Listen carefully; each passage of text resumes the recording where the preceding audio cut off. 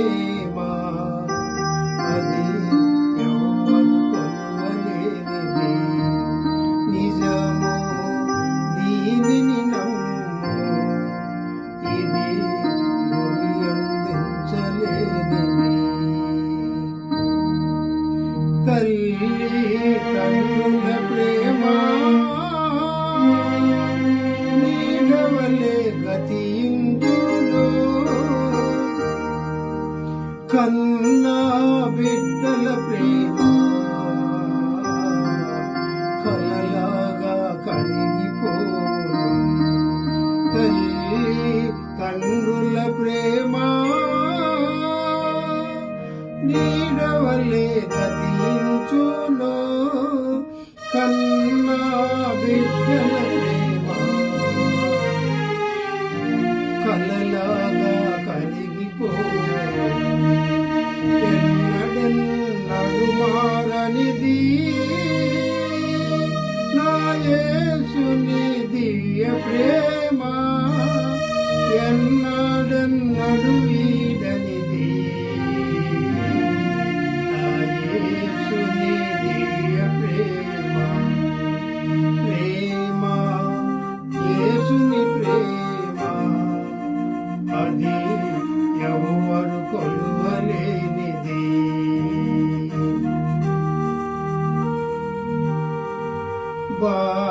భార్యాభర్తల మధ్య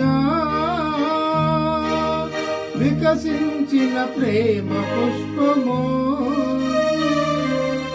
వాడిపోయి రాలును త్వరలో,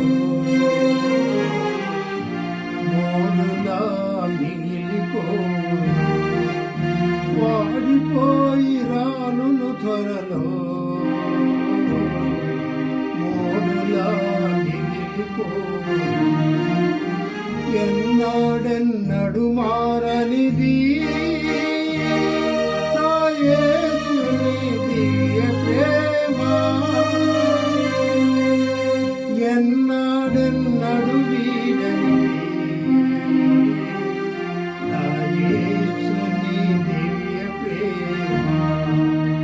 ప్రేమ యేసుని ప్రేమ అది ఎవరు కొలువలేనిది.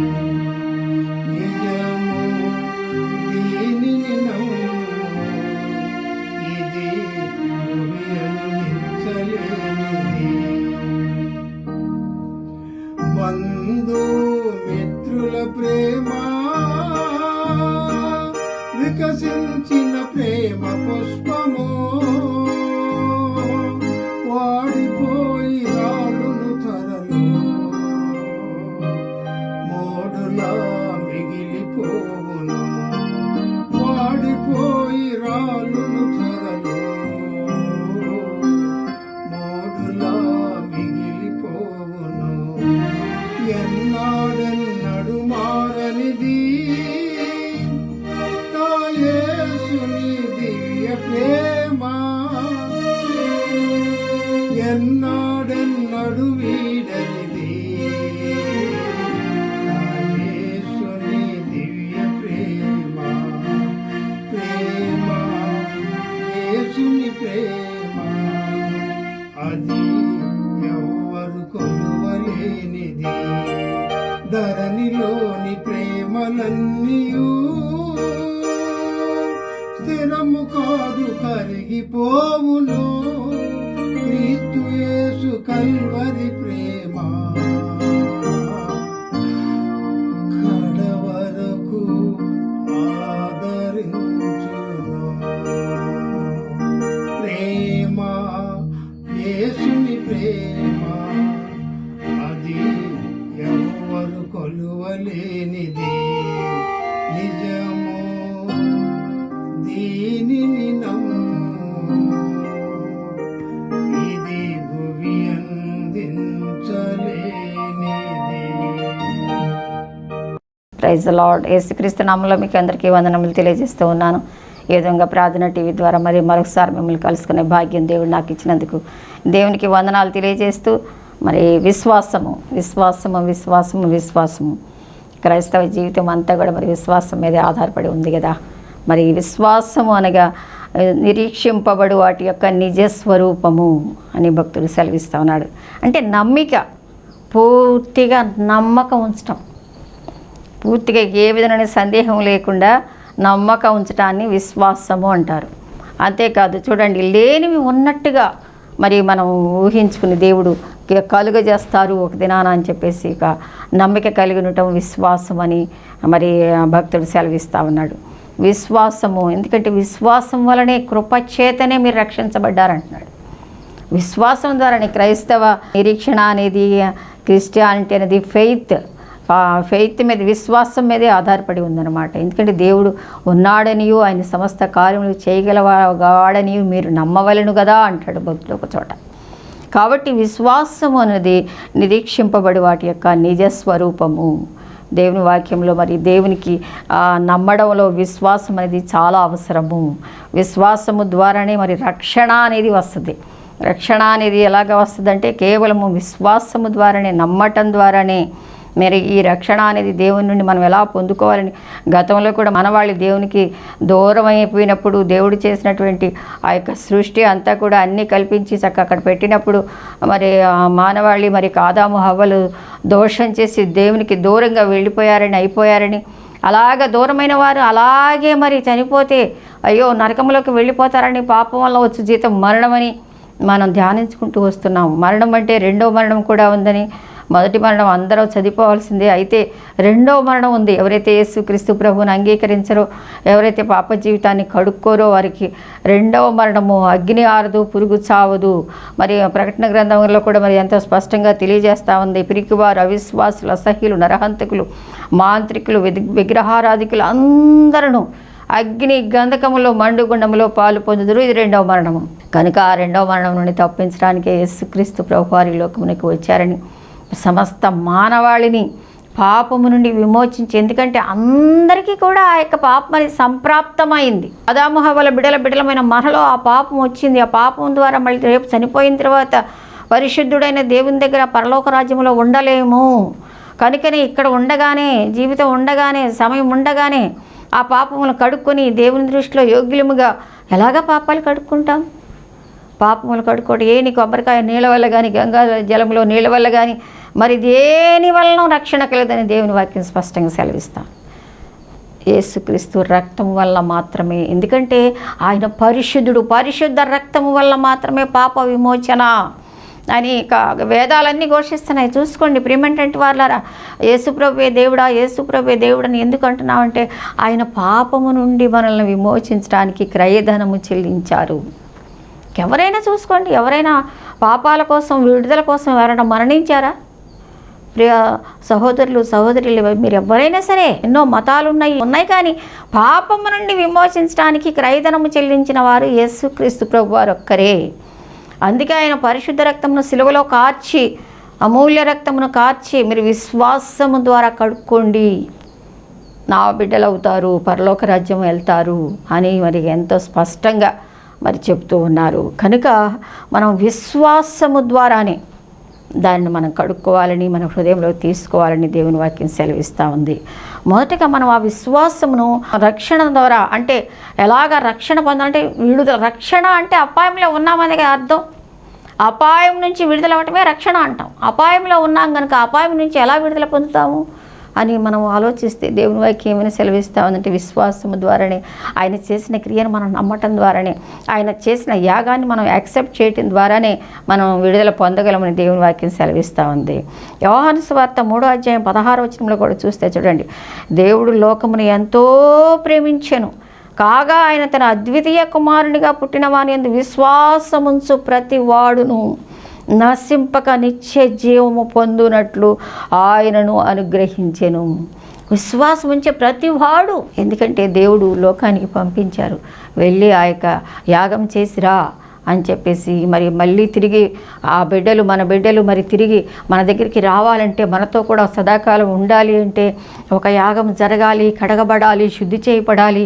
ఆ పాపంతో మన దగ్గర ఉండలేరు కనుక అని చెప్పేసి ప్రేమించి తన ఒక్కడే కుమారుడు, ఏకైక కుమారుని లోకంలోకి పంపినట్టుగా దేవుని వాక్యం సెలవిస్తూ ఉంది. ప్రియమైనటువంటి వాళ్ళారా, అందుకే ఆయన ఈ లోకానికి వచ్చి ఆ గొప్ప యాగముని చేసినట్టుగా, అందుకే దేవుడు లోకముని ఎంతో ప్రేమించాడు. ఎంత ప్రేమించాడంటే ఆయన సొంత కుమారుని ఇచ్చేసేసాడంత, మరణమునకు అప్పగించినంత. ఎందుకంటే నీ కోసం నా కోసం. కాబట్టి ఇదేంటి 2025 సంవత్సరాల క్రితమే జరిగింది ఈ యాగం. అయితే ఇప్పుడు మనం జనాంగం అంతా విశ్వసించాలి. ఎంతోమంది మన పితరులు విశ్వసించారు, వెళ్ళిపోయారు. ఇప్పుడు మరి చక్క విశ్రాంతిలో ఉన్నారు. ఇప్పుడు మనం ఇంకెవరైనా సరే ఇంకా అట్టి విశ్వాసము లేకుండా మరి ఏములే ఈ జీవితం అనేటువంటి ఒక గురి గమ్యం లేకుండా ఉంటున్నావేమో, ఇది నీకు అనుకూల సమయం.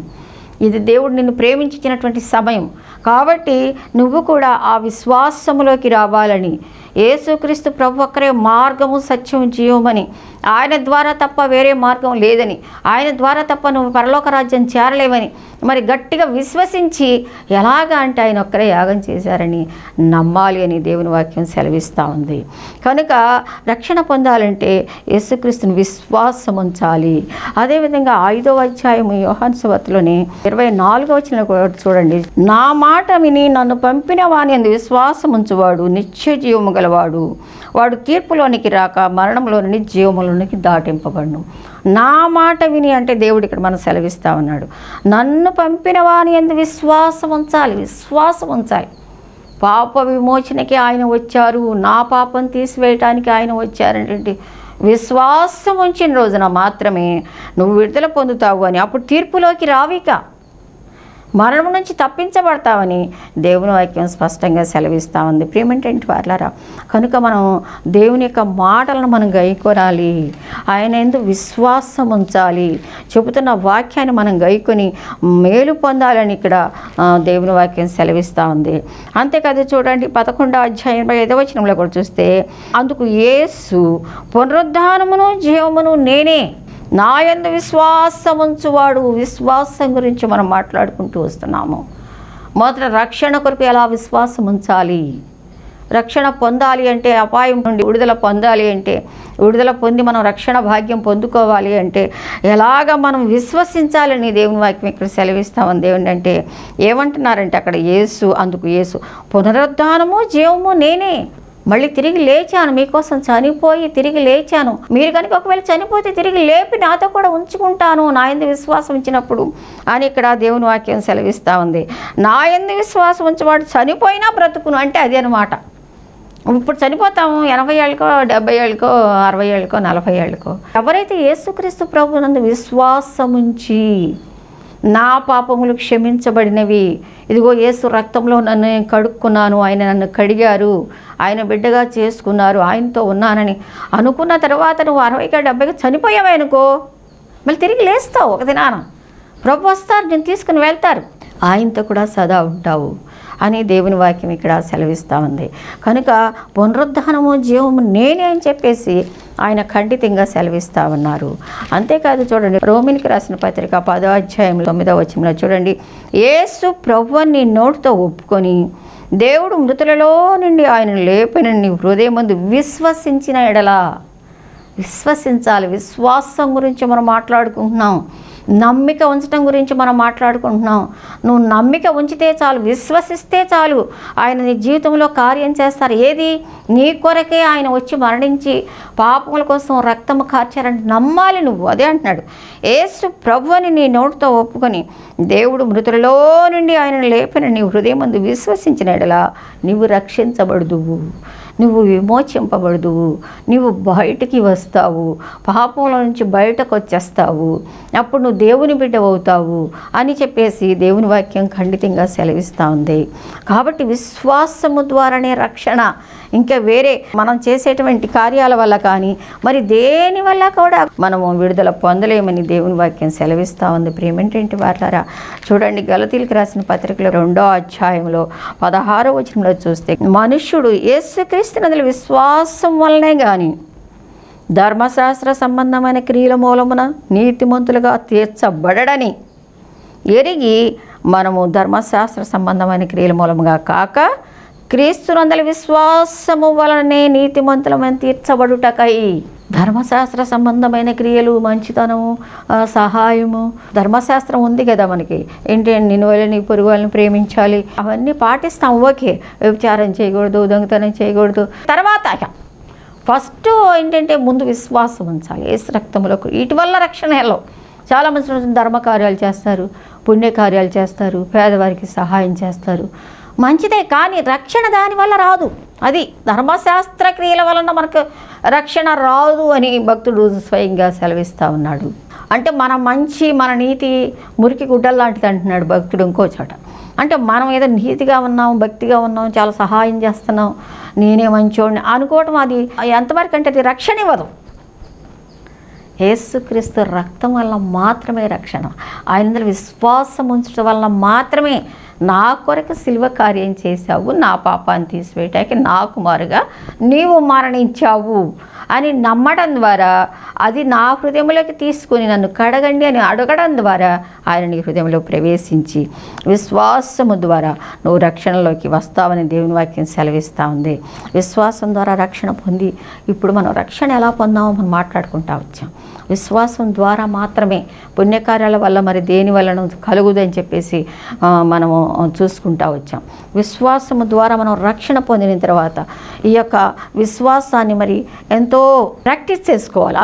మన అనుదిన జీవితంలో విశ్వాసముతోనే రక్షణ పొందిన తర్వాత ఆయన యందు మనం అచంచలమైన విశ్వాసం కలిగి ఉండాలి.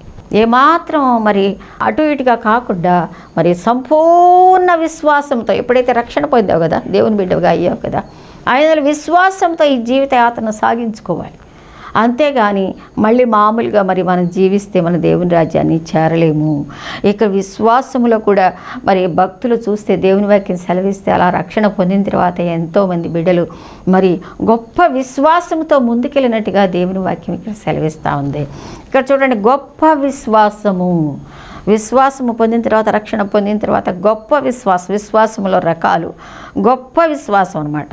మత్తయి సువార్త 8వ అధ్యాయం 2వ వచనంలో చూస్తే ఇక్కడ, ఇదిగో కుష్ఠరోగి వచ్చి ఆయనకు మ్రొక్కి, ప్రభువా నీకు ఇష్టమైతే నన్ను శుద్ధునిగా చేయగలను. అందుకు ఆయన చెయ్యి చాపి వారిని ముట్టి, నాకు ఇష్టమే, నువ్వు శుద్ధుడు కమ్మని చెప్పగా తక్షణమే, అంటే అప్పటికప్పుడు ఆ క్షణమే ఆయనకి స్వస్థ వచ్చినట్టుగా ఇక్కడ దేవుని వాక్యం సెలవిస్తూ ఉంది. ప్రియమైనటువంటి వాళ్ళారా, ఎందుకంటే మరి ఇక్కడ కుష్ఠవ్యాధి అంటే సామాన్య విషయం కాదు కదా. ఆ దినాల్లో భయంకరంగా ఎక్కడో ఊరు వెలుపట మరి వాళ్ళు ఊరిలోకి రావటానికి లేదు, వారు బయటే జీవించాలి. అంత భయంకరమైనటువంటి కుష్ఠవ్యాధి గ్రస్తులు మరి ఆ దినాలలో యేసుక్రీస్తు ప్రభువారిని చూసినప్పుడు మరి గొప్ప విశ్వాసంతో పరిగెత్తుకుంటూ వచ్చి ఆయన అంటున్నాడంట, దేవా ఇదిగో కుష్ఠరోగి వచ్చి ఆయనకు మ్రొక్కి, అంటే ఆయన నిలబడిపోయారేమో, ఆయన దగ్గర పాదాల మీద పడిపోయాడేమో, ప్రభువా నీకు ఇష్టమైతే నన్ను శుద్ధినిగా చెయ్యి. అంటే ఎంత విశ్వాసమో చూడండి. గొప్ప విశ్వాసం గురించి మాట్లాడుకుంటూ వస్తున్నాం మనం. ఈయనకి ఎంత గొప్ప విశ్వాసం ఉందో, కుష్ఠవ్యాధి గలవాడే. అంటే ఇక్కడ చూస్తే ఆత్మీయ అర్థంలో కూడా చూస్తే మన పాపము కుష్ఠు కంటే భయంకరమైనది. పాపము చేత, అపరాధముల చేత చచ్చిపడి ఉండగా అంటున్నాడు. ఒక చోట తల నుండి అరికాలు వరకు పచ్చి పుండ్లు, గాయములు అంటున్నాడు. అంటే మన జన్మతః పాపులం. ఎందుకంటే మన సంక్రమించింది పాపముతోనే, మన తల్లి గర్భంలో ధరించిన దేవుని వాక్యం సెలవిస్తూ ఉంది. భక్తుడు సెలవిస్తున్నాడు దావీదుకి, నా తల్లి గర్భంలో నన్ను పాపముతోనే నా తల్లి కనింది. అంటే అటువంటి పాపముతో నిండిన మనకి కుష్టు, తల నుండి అరికాల వరకు పుండ్లు, గాయములు, అలాంటి పాప జీవితం, ఆత్మీయ జీవితం కలిగి ఉన్నప్పుడు ప్రభువా నీ పాదాలు పట్టుకుని మొక్కినప్పుడు, దేవా నువ్వు ఒక్కడివే నన్ను విమోచించగలవు, నీ రక్తమే నన్ను విమోచించగలదని ఎప్పుడైతే విశ్వసించి ఆయన పాదాలు పట్టుకుంటామో మనల్ని విడుదల కలిగజేసే దేవుడుగా ఉన్నాడని ఇక్కడ ఆత్మీయ అర్థం కూడా తెలియజేస్తూ ఉంది. ఈ కుష్ఠరోగి పాదాల మీద పడిపోయినప్పుడు మొక్కి, ప్రభువా నీకు ఇష్టమైతే, అంటే విశ్వాసం ఉంది, ఈయనకి గొప్ప విశ్వాసం ఉంది, ఈయన తప్పకుండా చేయగలడు అని చెప్పేసి. ఒకవేళ అంతకుముందు విన్నాడేమో, అంతకుముందు కుష్ఠరోగుల్ని బాగు చేయటం విన్నాడేమో. నువ్వు కూడా ఎన్నో వింటున్నావు కదా, ఎంతోమంది మరి పాపులను మరి ఆయన రక్షించినట్టు, మార్చినట్టు, శుద్ధి చేసినట్టు.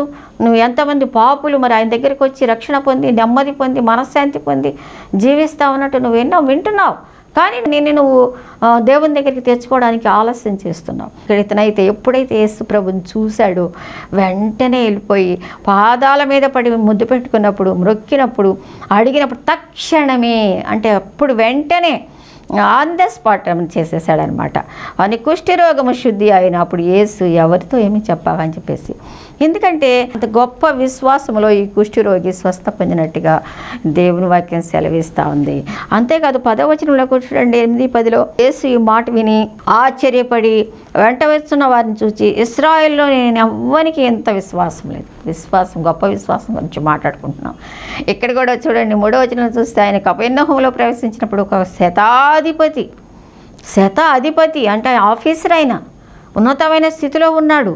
అప్పుడు ఆయన దగ్గరికి వచ్చి, ప్రభువా, నా దాసుడు పక్షవాయువుతో మిగిలి, అతనికి కూడా కాదు, అతని పిల్లలు కూడా కాదు, దాసుడు అంటే తన సర్వెంట్ బాధపడుతున్నాడట, పక్షవాయువుతో మిగిలి బాధపడుతున్నాడు, ఇంట్లో పడి ఉన్నాడని చెప్పి, యేసు నేను వచ్చి అతను స్వస్థపరుస్తాలే, నువ్వు వెళ్ళు అని చెప్పేసి అన్నప్పుడు, అమ్మో నా ఇంటికి వస్తావా, నేను అంత యోగ్యుడిని కాదయ్యా అంటే తను తగ్గించుకుంటున్నాడు, తన్ను తాను పడవేసుకుంటున్నాడు, నేనెంత పాపిని అని చెప్పేసి తను గ్రహిస్తున్నాడు, ఒప్పుకుంటున్నాడు.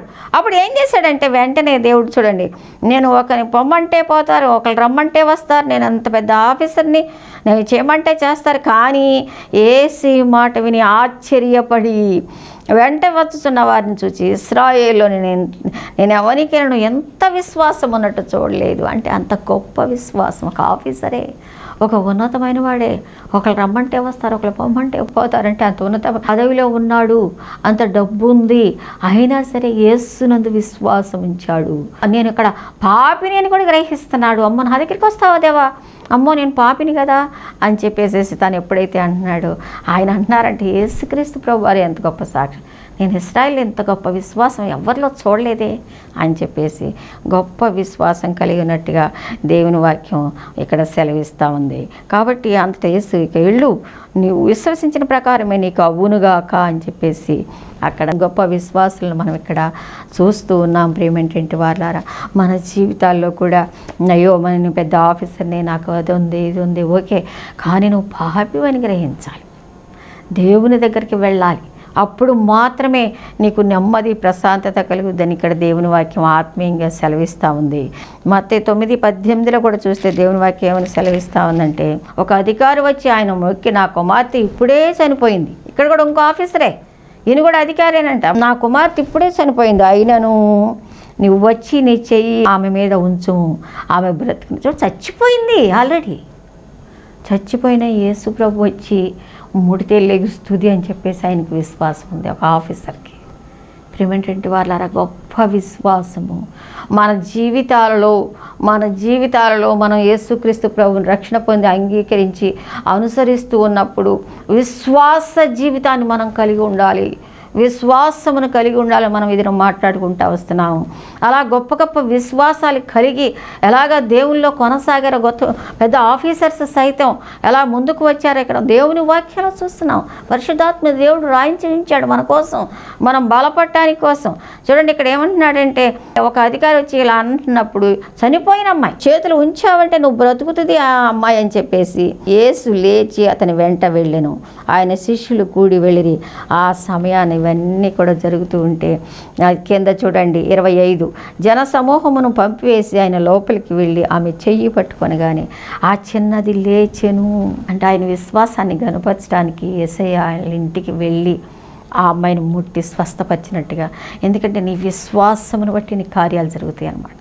కేవలం అక్కడ స్వస్థతే కాదు, ఇదిగో నా పిల్ల చనిపోయింది, ఇదిగో నా బిడ్డలు చనిపోయారు, ఇదిగో లోకంలో ఉన్నారు, పాపం చేత అపరాధంలో చచ్చిపడి ఉన్నారు, ఎంతో కష్టపడి పెంచుకున్నాను, ఎవరైనా బిడ్డలు అయ్యారు, ఇదిగో ఏ మాత్రం దేవునికి ఇష్టలుగా జీవించట్లేదు, అయ్యో వీళ్ళు ఎలాగా, అయ్యో నరకానికి వెళ్తారే రేపు అని తల్లిదండ్రులు ఎంతో అలమటిస్తున్న తల్లిదండ్రులు ఎంతోమంది ఉన్నారు. దేవుని నమ్ముకుని విశ్వాస జీవితం జీవిస్తూ పిల్లల రక్షణలోకి రాక వారు లోకంలో పరుగులెడుతూ బిడ్డల గురించి వేదన, అయ్యో ఇవాళ మేము చనిపోతే వాళ్ళు రేపు వాళ్ళ పరిస్థితి ఏంటి, అయ్యో వాళ్ళు నరకంలోకి వెళ్ళిపోతారే అనేటువంటి వేదన ఎంతోమంది తల్లిదండ్రులు ఇది నాన్న అనుభవిస్తున్నారు. ప్రేమేంటంటే వాళ్ళారా, ఇది ఇక్కడ చూడండి, ఈ అధికారి అయితే చనిపోయింది, ఆల్రెడీ అయిపోయింది అమ్మాయి, అయినా సరే విశ్వసించాడు, గొప్ప విశ్వాసం కలిగి ఉన్నాడు. నీ బిడ్డల విషయంలో కూడా నువ్వు గొప్ప విశ్వాసాన్ని కలిగి ఉండాలి. దేవుడు బ్రతికిస్తాడు, దేవుడికి అసాధ్యమైంది లేదు అని కంటిన్యూస్గా వారి కోసం ప్రార్థన చేస్తూ ఉన్నప్పుడు, దేవుని విషయాల గురించి వారికి ప్రతిదినం పంచుకుంటున్నప్పుడు, కుటుంబ ప్రార్థన మనం కలిగి ఉన్నప్పుడు, వారిని హెచ్చరిస్తూ ఉన్నప్పుడు, ప్రార్థనాపూర్వకంగా వాళ్ళు తిరిగి బ్రతుకుతారు. యేసుక్రీస్తు ప్రభులో ఇక్కడ నిదర్శనం. దేవుడు వదిలిపెట్టలేదు, దేవుడు అద్భుత కార్యం జరిగించాడు. ప్రేమేంటంటే వాళ్ళారా, ఆత్మీయంగా మనం చూసుకున్నప్పుడు అయ్యో మా బిడ్డలు చనిపోయారని మనం దిగులు పడవలసిన పని లేదు. బ్రతికించే ఒక గొప్ప దేవుడు ఉన్నాడు. నిన్ననేడు ఒకటే రీతిగా ఉన్నాడు. అప్పుడు మొదటి శతాబ్దంలో చేసిన కార్యాలు ఈ దినంలో కూడా మరి కేవలం జబ్బులు బాగు చేయటం, చనిపోయిన వాళ్ళని బ్రతికించడమే కాదు, ఆత్మీయ రీతిలో మనం మాట్లాడుకుంటున్నాం. ఆత్మీయ జీవితాలను వాళ్ళకి ప్రసాదించగలరు. ఈ రోజుల్లో ఎలా ఉన్నారంటే యవ్వనస్తులు చేయి దాటిపోయి భయంకర జీవితాలు, వారు ఏం చేస్తున్నారో వారికే తెలియట్లా. ఫోన్లు, మరి ఫ్రెండ్స్, భయంకరమైన జీవితాలు. దేవుడు అంటే వాళ్ళకి చాలా చిన్న చూపు. దేవుని రాజ్యం అంటే అసలు అంచనా వేసుకొని పరిస్థితిలో ఉంటున్నారు. అటువంటి సమయంలో మనము, నువ్వు ఒకవేళ ఎంత ఆఫీసర్ అయినా, నీ ఇంట్లో డబ్బు కొద్దు లేకపోయినా, నీకు ఎంత ఉన్నా, సంపద ఉన్నా, నీకు ఎంత ఉన్నా, రేపు నీ బిడ్డల గురించి నీకు చింత ఉందేమో, అయ్యో నా బిడ్డ చనిపోయాడే, అయ్యో నా బిడ్డ చనిపోయిందే, రేపు ఎలాగా దేవుని రాజ్యంలో అని చెప్పి నువ్వు దేవుని పాదాలు పట్టుకోవాలి. అంత ఉన్న ఈ ఆఫీసరు మరి హాస్పిటల్కి తీసుకెళ్ళలేదుగా, హాస్పిటల్లో బతికించలేరు కదా, చచ్చిపోయిన వాళ్ళని ఇంకేం బతికిస్తారు, మరి బతికించలేరుగా. అందుకనే దేవుని పాదాల దగ్గరికి వచ్చినప్పుడు దేవుని బ్రతికించినట్టుగా ఇక్కడ దేవుని వాక్యం సెలవిస్తూ ఉంది. ప్రేమేంటంటే వాళ్ళారా, మనం కూడా మన బిడ్డల విషయంలో చింతపడకుండా, నిన్ను సృష్టించిన యెహోవా, మరి నిన్ను చేసిన సృష్టికర్త, ఆయనకి అసాధ్యమైంది ఏమీ లేదు కనుక లెక్క లేకుండా గర్వంతో, అహంకారంతో, పొగరుతో పరిగెడుతున్నటువంటి సౌలుని ఏ విధంగా గట్టిగా పట్టుకొని దమస్కు మార్గంలో పడగొట్టి పొరలు రాలజేసి గుడ్డితనము కలుగజేసి మళ్ళీ తిరిగి వెళ్ళి అన్నయ్య దగ్గర ప్రార్థన చేయించుకున్న తర్వాతే స్వస్థత అయినట్టుగా నీ దేవుడు నీ బిడ్డల విషయాలు కూడా చేయగలడు. సమర్థుడు. ఎప్పుడు నువ్వు దేవుని పాదాలు పట్టుకోవాలి, దేవుని ఆశ్రయించాలి, విశ్వాసం ఉంచాలి, దేవుని దగ్గరికే వెళ్ళాలి. పర్లేదులే ఏమైనా బిడ్డలుగా వాళ్ళే మారుతారులే, మేమంటే మారాం కానీ వాళ్ళే అనేటువంటి అశ్రద్ధగా ఉండకూడదు. ఎందుకంటే ప్రభు ఎప్పుడు వస్తారో మనకు తెలియదు. అయ్యో నీ కుటుంబాన్ని కట్టుకోకుండా, నీ బిడ్డల విషయంలో ప్రార్థించకుండా, అయ్యో నువ్వు ఒకవేళ రాకడొస్తే నువ్వు ఎత్తబడే వాళ్ళు విడవబడితే భయంకరమైన శ్రమలు. కనుక మనం ఈ ఆఫీసర్ వల్లే మనం కూడా శ్రద్ధ కలిగి ఉండాలి. దేవుని పాదాలు పట్టుకుని, దేవా వచ్చి ఏమైనా సరే నా బిడ్డను బాగు చేయండి, బ్రతికించండి అని దేవుని పాదాలు పట్టుకున్నప్పుడు తప్పక దేవుడు స్వస్థపరిచే దేవుడుగా ఉంటారు, మరి విడుదల చేసే దేవుడుగా ఉంటారు. అదేవిధంగా మత్తయి సువార్త 14వ అధ్యాయంలో 34వ వచనం, వారిద్దరూ గెన్నేసరి దగ్గరికి వెళ్ళినప్పుడు వీళ్ళు కూడా అంతే. చూడండి, ఆయన గుర్తుపట్టి చుట్టుపట్లనున్న ఆ ప్రదేశం అంతటికి వర్తమానం పంపి రోగులందరినీ ఆయన దగ్గర తెప్పించి, వీరిని నీ వస్త్రపు చెంగు మాత్రం ముట్టనేమో ఆయన వేడుకుని ముట్టిన వారందరూ స్వస్థం. అక్కడ యేసుక్రీస్తు ప్రభు వారి ఈ లోకంలో ఉంటున్నప్పుడు మరి అలాగ వెళుతూ మరి అంత రోగులను బాగు చేస్తూ, బలహీనలను మరి స్వస్థపరుస్తూ, ఎన్నో రకాలుగా మరి సహాయం చేసినట్టుగాను, వారి మధ్య నడిచి వారిని ప్రేమిస్తూ ఉన్నట్టుగా మనం ఎన్నో వాక్యాలు చూస్తూ ఉంటాం. ఇక్కడ కూడా వారందరికీ వెళ్ళి గెన్నేసరి దేశంలోకి వచ్చారంట. గెన్నేసరితో ప్రాంతానికి వచ్చినప్పుడు అక్కడ జనులు ఆయనను గుర్తుపట్టారు. యేసు ప్రభు, యేసు ఈయన స్వస్థపరుస్తాడు, ఈయన బోధలు చేస్తాడు, ఈయన మంచి కార్యాలు చేస్తాడు అని అంతకుముందు విన్నారేమో. అదిగో యేసు మా దేశం, మా ప్రాంతం వచ్చాడని ఆయన్ని గుర్తుపట్టారంట. గుర్తుపట్టి చుట్టుపక్కల ఉన్న ఆ ప్రదేశం అంతటికీ వర్తమానం పంపించేశారంట. అంటే ఏంటి, ఆయన దగ్గరికి వస్తే స్వస్థ వస్తుంది కాబట్టి, ఆయన దగ్గరికి వస్తే మంచి జరుగుద్ది కాబట్టి, మరి ఆ చుట్టుపక్కల ఉన్న ఎవరైతే రోగులు ఉన్నారో, బలహీనలు ఉన్నారో వాళ్ళందరినీ కూడా పోగు చేశారంట.